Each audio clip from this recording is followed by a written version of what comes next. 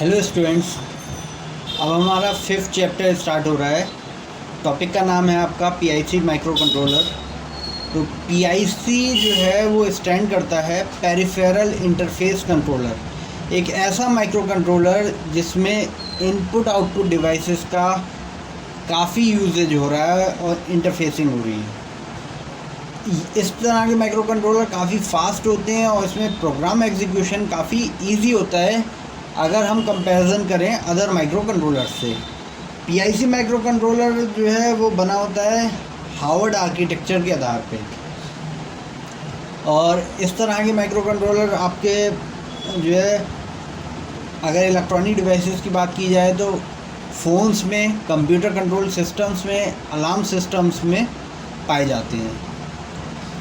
तो आर्किटेक्चर की बात की जाए तो पीआईसी माइक्रो कंट्रोलर के आर्किटेक्चर में आपका मेमोरी के लिए अगर देखा जाए तो रैम होती है, रोम होती है, साथ ही साथ जो है इसमें स्टैक मेमोरी का भी यूज़ किया जा रहा होता है। स्टैक मेमोरी का यूज़ जो है एक्चुअली पीआईसी माइक्रो कंट्रोलर में इंटरप्ट का काफ़ी यूज़ होता है।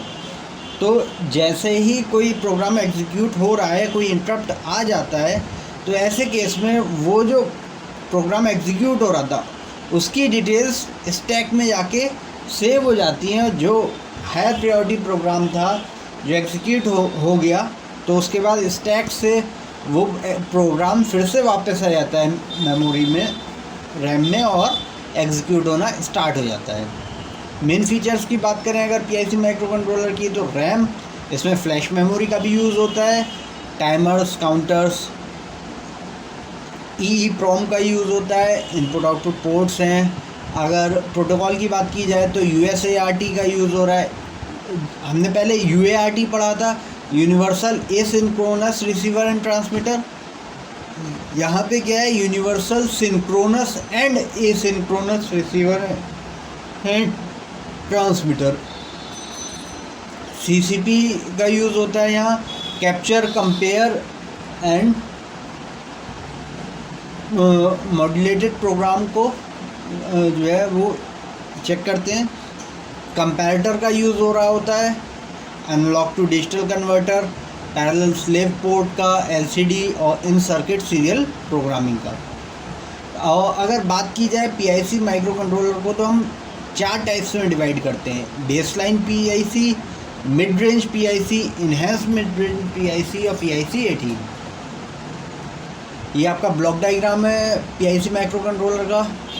तो आप देख सकते हैं इसमें 1, 2, 3, T0, T1, T2 3 टाइमर्स का यूज़ हो रहा है, और इंटरप्ट्स का काफ़ी यूज़ होता है यहाँ पे। और port A, port B, port C, port D, port E, 5 ports का यूज़ हो रहा है। प्रोग्राम मेमोरी जो कि आपकी रोम है वो 8K होती है। रैम यूज़ हो रही है आपकी स्पेशल, जिसमें स्पेशल फंक्शन रजिस्टर्स हैं। EEPROM का यूज़ हो रहा है एज अ मेमोरी।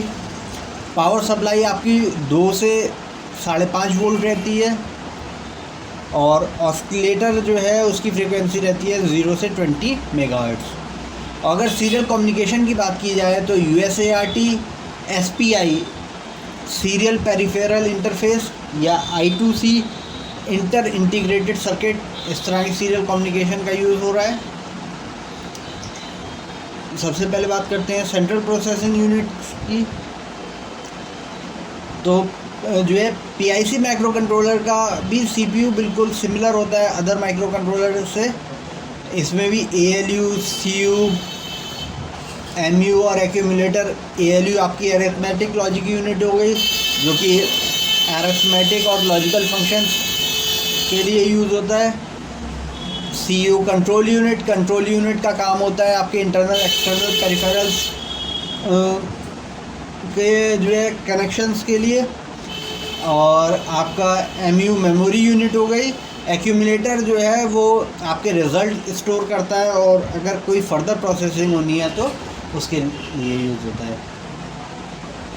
अच्छा, इसमें CPU का स्ट्रक्चर दिखा रखा है। इनपुट आउटपुट डिवाइसेस CPU से कनेक्ट हैं डेटा बस के थ्रू, और रैम में आपके एड्रेसेस स्टोर होते हैं, तो एड्रेस बस के थ्रू रैम आपकी कनेक्टेड है।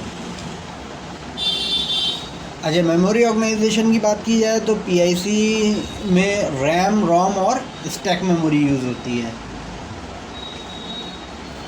रैम में जो है एज़ यूजुअल अनस्टेबल मेमोरी होती है, तब तक काम करती है जब तक आपका सिस्टम ऑन रहता है। सिस्टम रीसेट होने के बाद आपका सभी डेटा लॉस हो जाता है। रैम में दो तरह के रजिस्टर्स यूज़ होते हैं, एक स्पेशल फंक्शन रजिस्टर्स, दूसरे जनरल पर्पस रजिस्टर्स।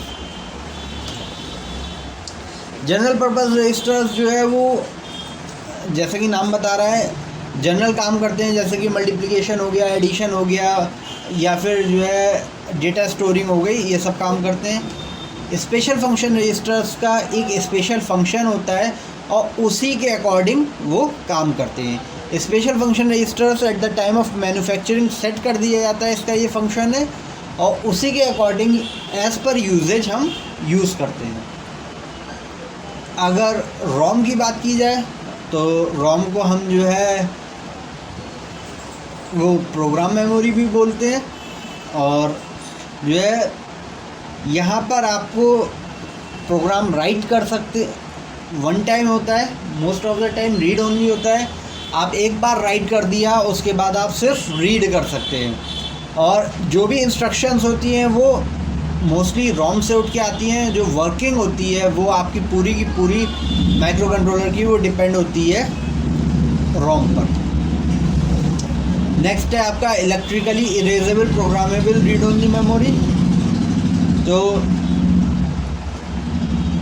जो आपकी ई प्रोम है वो रोम से क्या डिफरेंस है कि उसमें मल्टीपल टाइम्स रीडिंग और राइटिंग हो सकती है, ये सबसे मेन फीचर होता है। रोम को आप एक बार आपने राइट कर दिया, आप फिर उसे सिर्फ रीड कर सकते हैं, जबकि ई प्रोम को आप मल्टीपल टाइम्स रीड और राइट कर सकते हैं। फ्लैश मेमोरी क्या होती है आपकी? प्रोग्रामेबल रोम होती है। We can read, write and erase the program n number of times या 1000 of times. Mostly PIC micro controller जो है वो फ्लैश मेमोरी को एज अ रोम यूज़ करते हैं। स्टैक, अब स्टैक की बात करें तो जो है स्टैक का काम क्या होता है, जैसे कोई इंटरप्ट आ रहा है आपका, तो जो एग्जिस्टिंग जो है प्रोसेस था उसका एड्रेस और अदर डिटेल्स जो है वो स्टैक में जाके स्टोर हो जाती है, और जैसे ही इंटरप्ट का प्रोसेस आपका कंप्लीट होता है एग्जीक्यूशन उसका, माइक्रो कंट्रोलर फिर जो है जो पुराना प्रोसेस था जो इंटरप्ट हो गया था वो स्टैक से वापस जो है रिकॉल कर लेता है और एग्जीक्यूट करता है। अगर इनपुट आउटपुट पोर्ट की बात की जाए तो जो आपका PIC 16 है उसमें 5 इनपुट आउटपुट पोर्ट्स होते हैं, port A, port B, port C, port D, port E. Port A 16 bit port है, इसे आप इनपुट आउटपुट पोर्ट की तरह जो है यूज़ कर सकते हैं, और ये ट्रीसा रजिस्टर की तरह काम करता है, ट्रेडोक intelligence support register. Port B आपका 8 बिट पोर्ट होता है, इनपुट आउटपुट दोनों के लिए यूज़ होता है। पोर्ट सी भी आपका जो है 8 बिट है, इनपुट आउटपुट, और ये क्या डिसाइड कर रहा है, input of output operation is decided by the status of TRIS register. Port D आपका 8 बिट पोर्ट है, ये एक तरह का स्लेव पोर्ट होता है जो माइक्रो प्रोसेसर बस के लिए यूज़ होता है। पोर्ट ई आपका 3 बिट पोर्ट होता है, ये एडिशनल फंक्शन कंट्रोलिंग के जो है सर्व करता है, जैसे कि एनालॉग टू डिजिटल कन्वर्टर के लिए। फिर बस की बात की जाए तो बस जो है वो डेटा ट्रांसफ़र और रिसीविंग का काम करता है एक पेरिफेरल से दूसरे पेरिफेरल, और जो है 2 तरह की बस होती हैं, एक डेटा बस और एड्रेस बस। डेटा बस का काम होता है जो है ट्रांसफ़र और receiving of data. Address bus का यूज़ होता है मेमोरी एड्रेस को किसी पेरिफेरल से CPU में ट्रांसफ़र करने के लिए, और जो है किस टाइप का इंटरफेस यूज़ किया जा रहा है, UART, USART, या फिर कोई अलग प्रोटोकॉल्स यूज़ की जा रही हैं, या फिर सीरियल डिवाइसेस जैसे कि जीएसएम का कनेक्शन हो गया, जीपीएस का कनेक्शन हो गया, ब्लूटूथ हो गया, एक्सेट्रा।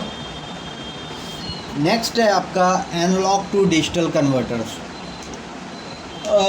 जो है एनालॉग टू डिजिटल कन्वर्टर का मेन जो है रीज़न क्या होता है कि जो कंप्यूटर स्टोर करता है डिटेल्स, वो डिजिटल फॉर्म में करता है, और जब मशीन वर्किंग करती है तो वो एनालॉग फॉर्म में करती है। तो इसीलिए जो है जो एनालॉग वोल्टेज वैल्यूज़ हैं उन्हें डिजिटल वोल्टेज वैल्यूज़ में कन्वर्ट करना पड़ता है।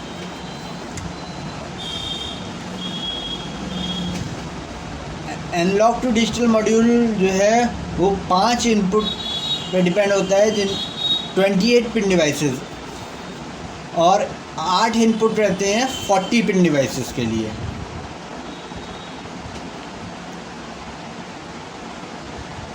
और जो कंट्रोल होता है आपका एनालॉग टू डिजिटल कन्वर्टर, वो 2 स्पेशल रजिस्टर्स के थ्रू होते हैं, एडी कंट्रोल 0, एडकॉन 0 और एडकॉन 1।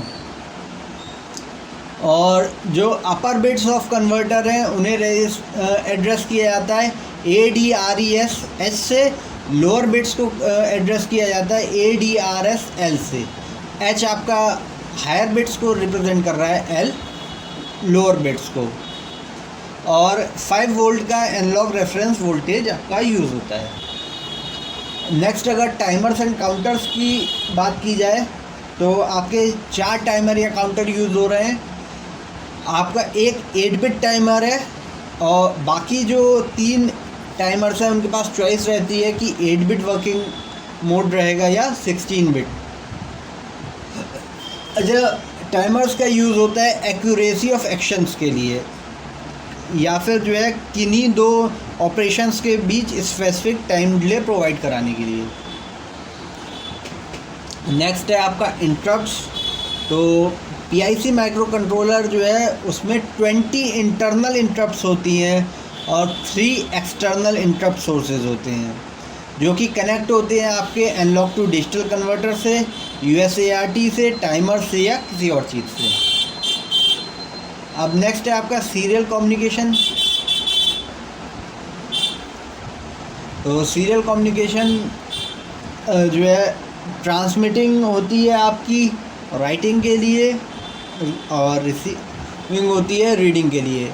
ये मैक्स 232 या फिर कोई और सी कंपैटिबल लेवल कन्वर्टर रहेगा, और जो कि कनेक्ट होता है आपका PC से, जो प्रोग्राम कंट्रोल करता है, terminal program. Serial communication is a method of transferring data 1 bit at a time sequentially over a communication channel. जो डेटा ट्रांसफ़र होता है वो आपका बिट बाय बिट में होता है। USART universal synchronous and asynchronous receiver transmitter, ये 2 protocols के लिए जो है सीरियल कम्युनिकेशन रहता है। ये यूज़ होता है ट्रांसमिटिंग के लिए और रिसीविंग के लिए, और जो भी डेटा ट्रांसफ़र होता है वो बिट बाय बिट होता है और सिंगल वायर के थ्रू होता है, और in reference to respect of clock pulses. जैसे कि आप जानते हैं 2 पिन्स होती हैं, एक आपकी होती है TXD जो ट्रांसमिटिंग के लिए होती है, RXD जो रिसीविंग के लिए होती है, और डेटा आपका सीक्वेंशली ट्रांसमिट और रिसीव होता है। नेक्स्ट है आपकी SPI प्रोटोकॉल, जो है SPI रिप्रेजेंट करता है सीरियल पेरिफेरल इंटरफेस के लिए। ये डेटा को सेंड करने के लिए माइक्रो कंट्रोलर से अदर पेरिफेरल्स के लिए प्रोटोकॉल यूज़ होती है, जैसे कि आपके SD कार्ड हो गए, सेंसर्स हो गए, शिफ्ट रजिस्टर्स हो गए। PIC micro controller 3 wire SP communication करती है between 2 devices on a common clock source. 2 device होते हैं जिनका क्लॉक सोर्स कॉमन रहता है। अच्छा, जो डेटा रेट है आपका SPI प्रोटोकॉल का वो USART से हाई रहता है। नेक्स्ट है आपकी I2C प्रोटोकॉल। तो the term I2C stands for inter integrated circuits, ये हमने पहले भी पढ़ा था, और ये भी एक आपकी सीरियल प्रोटोकॉल है। ये क्या करती है, कनेक्ट करती है लो स्पीड डिवाइसेस को। जैसे कि आपके ई प्रॉम्स हो गए, अदर माइक्रो कंट्रोलर्स हो गए, या एनालॉग टू डिजिटल कन्वर्टर्स हो गए। ये जो है 2 वायर इंटरफेस है, और जो है जो डिवाइस होते हैं वो मास्टर और स्लेव डिवाइस की तरह काम करते हैं। एक डिवाइस एज अ मास्टर काम कर रहा होता है, वहीं दूसरा डिवाइस एज अ स्लेव काम कर रहा होता है। ऑसिलेटर्स, तो ऑसिलेटर का यूज़ होता है आपका 10 जनरेशन में। PIC micro controllers external oscillators का यूज़ करता है, जैसे कि आपके आरसी ऑसिलेटर हो गए या क्रिस्टल ऑसिलेटर हो गए। जो क्रिस्टल ऑसिलेटर हैं वो आपके 2 पिन से, जैसे कि हमने 8051 में पढ़ा था, कनेक्ट रहते हैं, और the value of capacitor is connected to every pin. जो कैपेसिटर है वो हर एक पिन में कनेक्ट रहता है। वो डिसाइड करता है कि किस मोड में ऑसिलेटर ऑपरेट करने वाला है। जो है the modes of crystal are high speed mode and low power mode. या तो हाई स्पीड मोड होगा या लो पावर मोड होगा। अगर आरसी ऑसिलेटर का केस देखा जाए तो the value of the register and capacitor determine the clock frequency, और रेंज ऑफ क्लॉक फ्रीक्वेंसी जो है 30 किलो हर्ट्ज से लेके 4 मेगा हर्ट्ज तक होती है। और वहीं अगर क्रिस्टल ऑसिलेटर की बात की जाए तो वो 0 से 20 मेगा हर्ट्ज तक वर्क कर रहा होता है। CCP मॉड्यूल, तो ये स्टैंड करता है कैप्चर, कंपेयर एंड PWM पे। जो है जो 3 अलग अलग मोड्स होते हैं, capture mode, compare mode and PWM mode. Capture mode जो है वो क्या करता है, कैप्चर करता है time of arrival of a signal, किसी सिग्नल का अराइवल कब हुआ है। और CCP पिन हाई होती है जब जो है वो कैप्चर करती है value off timer 1। Compare mode, ये जो है एनालॉग कंपेरेटर की तरह काम कर रहा है। जब टाइमर 1 की वैल्यू कोई सर्टेन रेफरेंस वैल्यू तक पहुंच जाती है तो वो आउटपुट जनरेट करना स्टार्ट कर देता है। PWM का मतलब होता है पल्स विड्थ मॉड्यूलेटेड आउटपुट। ये 10 बिट रिजोल्यूशन रहता है, जो कि प्रोग्रामेबल ड्यूटी साइकिल रहती है। जो आपकी ड्यूटी साइकिल है वो प्रोग्राम की जा सकती है। अब अगर बात करें advantages of PIC micro controller, क्या एडवांटेजेस हैं, तो PIC माइक्रो कंट्रोलर्स कंसिस्टेंट होते हैं और फॉल्ट की परसेंटेज PIC में बहुत ही कम रहती है। और जो परफॉर्मेंस काफ़ी तेज़ रहती है PIC माइक्रो कंट्रोलर की, क्योंकि ये reduce instruction set computer architecture पे, जो RISC आर्किटेक्चर हमने पढ़ा था, उस पे आधारित रहते हैं। अगर इनको अदर माइक्रो कंट्रोलर से कंपेयर किया जाए तो इनकी पावर कंज्यूमशन काफ़ी कम रहती है और इनकी प्रोग्रामिंग बहुत इजी होती है। और जो है इंटरफेसिंग किसी एनालॉग डिवाइस से काफ़ी इजी रहती है बिना किसी एक्स्ट्रा सर्किट्स के ऐड किए। अगर डिसएडवांटेज की बात की जाए तो जो है the length of program is high due to RISC structure. जो प्रोग्राम की लेंथ है वो काफ़ी हाई रहती है और एक्यूमुलेटर एक ही प्रेजेंट होता है, और प्रोग्राम मेमोरी जो है वो नॉट एक्सेसिबल, या ये कह लें program memory is not fully accessible. तो ये इसके डिसएडवांटेजेस हैं। तो ये टॉपिक आपका यहीं ख़त्म होता है। मिलते हैं नेक्स्ट क्लास में। Thank you class.